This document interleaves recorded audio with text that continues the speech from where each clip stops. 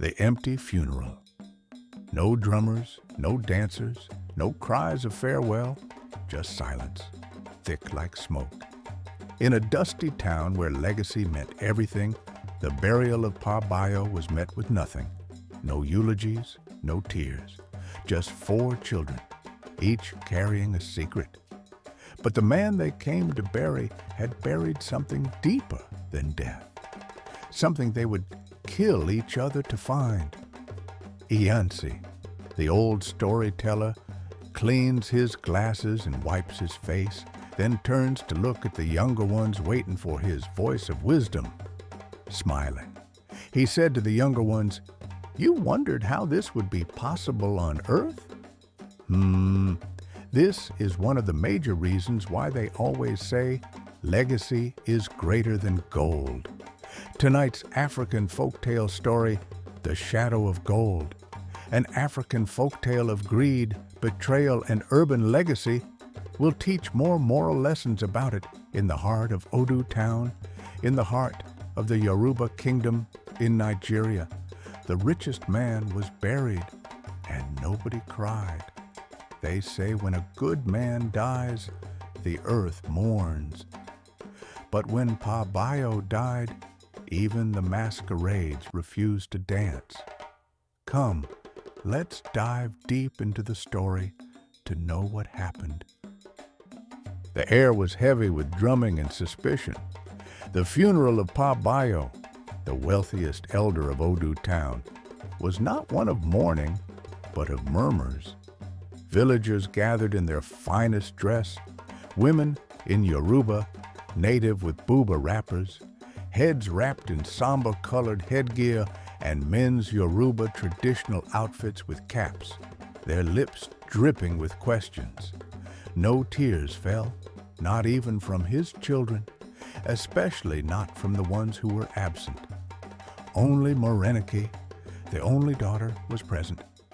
Standing quietly beside the unadorned wooden casket, she looked neither proud nor broken. The family house, once the grandest in the town, stood behind her like a shadow of past glory. The village square was full, but no one danced, no one sang. Elder Ade, the oldest man in the village, shook his head as he looked around. He muttered quietly, "Even the masquerades refused to dance." He was right. This was no celebration of life. It was the quiet prelude to a storm. Pa Bayo had 4 children. Tay, the eldest, was a shrewd businessman living in Lagos. He had inherited his father's nose for money, but none of his morals. He rarely came to the village and only called when he needed land documents or ancestral blessings to secure a city deal. Morenike, the only daughter, was a local school teacher. She stayed in Odu, took care of Pa Bayo in his old age, and managed the family farm, which barely yielded much. She was humble and quiet, the mirror of their late mother. Lek, the third born, was a reserved nurse in Ibadan. He sent money home and called every now and then, but never attended family meetings. He was thought to be indifferent, but he had secrets no one knew. Kunle, the last born, was the flamboyant city boy who lived in Abuja. He wore imported clothes, drove rented cars, and had more girlfriends than friends. He was their father's favorite, though no one understood why. The 4 siblings were a family by blood, but not by bond. After the funeral, the children gathered in the parlor of the family house. Dust covered everything. The clock had stopped ticking since their mother died 5 years ago. The lawyer, a thin man with graying temples named Mr. Oloye, adjusted his glasses as he opened his file. "There is no formal will," he announced. The silence cracked like thunder. Tay leaned forward, his voice tight, then questioned the lawyer. "What do you mean? Papa promised me the cocoa farm." Kunle exploded. "He gave me the Ikoyi house. I have the keys." Morenike spoke softly, her fingers twisting the hem of her wrapper, then said, "He told me he left a letter." Mr. Oloya nodded. "Yes, there is a letter, but it's cryptic." He unfolded the letter and read, "To the one who sees beyond gold, I leave everything. But beware, the family shadow will eat itself. No signature, no date, just a trail of mystery." Back in Lagos, Tay couldn't sleep. He sat in his penthouse living room, the city lights painting gold on his walls. His obsession with control gnawed at him. He hired a group of thugs to search Pabayo's warehouse in Ijora. They tore apart old crates and upturned barrels. In the dust, they found a clay calabash with a riddle carved into it. The one who gives nothing gets nothing. The house of truth burns slowly, but never dies. Tay was furious. He called Kunle. He said, "We need to work together. I have half a clue. Maybe you have the other." But Kunle had other plans. In Abuja, he met with a corrupt registrar to forge land ownership papers for the Ikoyi property. Meanwhile, Morenike found her late father's old diary hidden inside a broken stool. The diary contained folk tales, riddles, and coded lessons. But more importantly, it had hints, references to a legacy left for those with clean hands and clear hearts. Morenike called a village meeting. She addressed the people at the opening ground meeting. "My father did not leave gold.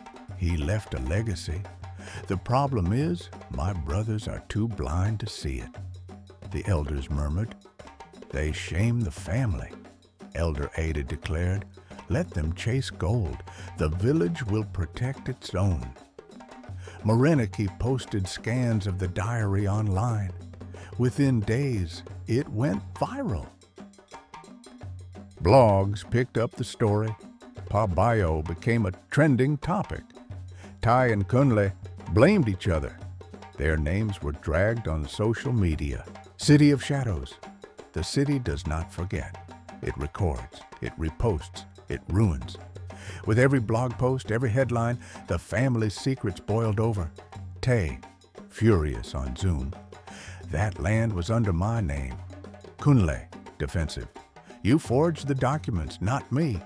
Police at the gate. Bank vaults are empty. Nurses stripped of licenses. What began in silence exploded on screens across the nation. Morenike, quietly. "Your war over gold has burned down your names, but I know where the truth is buried." Tay called a family meeting at a luxury hotel in Lagos. Everyone came, dressed to kill. "Let's end this," Tay began. "We divide everything 30-30-30-10. Morenike gets the least." Morenike stood up and blasted him. "You're all the same. Blind, greedy, and foolish." Leek added, "Papa left us more than property. You are chasing shadows." Kunle laughed. "Is that what you tell yourself while she gets rich from pity book sales?" Tempers exploded. Accusations flew. The next day, Tay was arrested for land fraud. Kunle's forged sale failed. The buyer was a journalist. Leek's hospital files were leaked, showing malpractice. Morenike watched them crumble. She took the USB drive from the stool and played the video on her old laptop. Pabayo appeared on screen speaking, wearing his favorite agbada. "If you see this, I am gone. I left no gold, no land, no money. I left school in your mother's name. That is the legacy. If you cannot see its value, you do not deserve it." Morenike traveled to the outskirts of town. There, in a modest compound, stood Mama Ronka Educational Center. It had over 100 pupils and only 3 teachers. She moved in, upgraded the school, and rebranded it as the Bayo Learning Academy. The town rejoiced. Donations came in. NGOs partnered with the school. Morenike published her father's teachings in a book titled Legacy in Dust. It became a bestseller. Tay relocated to Kenya, trying to hide from shame. Kunle opened a bar in Port Harcourt, scamming politicians. Leek disappeared into volunteer work in Sudan. They never reconciled. Years later, Morenike appeared on Nigerian national TV. The presenter asked her, "Do you forgive your brothers?" She smiled and responded, "Forgiveness is peace, but reconciliation is a choice." He continues asking another shocking question. "Do you miss them?" She paused and said, "I miss what we could have been." The crowd clapped. As the show ended, a small boy in the audience looked up at her, Leek's son. He whispered to his mother, "I want to be like her." And so, from betrayal rose a legacy. And from the ashes of betrayal, something new rose, not made of concrete, but of purpose. Morenike, on TV, proudly said, "My father's gold was never in safes or stocks. It was for students, on blackboards, in me. From a girl overlooked to a woman remembered, from a family ruined to a village reborn. A child in the crowd whispers, 'One day I'll build something that lasts too.' Because true legacy doesn't fade, it multiplies." Moral lessons of the folktale story: greed blinds. Legacy is greater than gold. Families did not fall from enemies, but from betrayal within. The one who chooses truth holds the future. Trust is hard to rebuild, but possible to restore through the next generation. As you've just finished watching the story, do you enjoy or like it? If so, kindly hit the comment box below to share your learned experience from the African folktale story. Thank you. But please do hesitate to subscribe, like, comment, and share for others to learn from our moral lesson, folktale stories. Stay tuned and see you next time.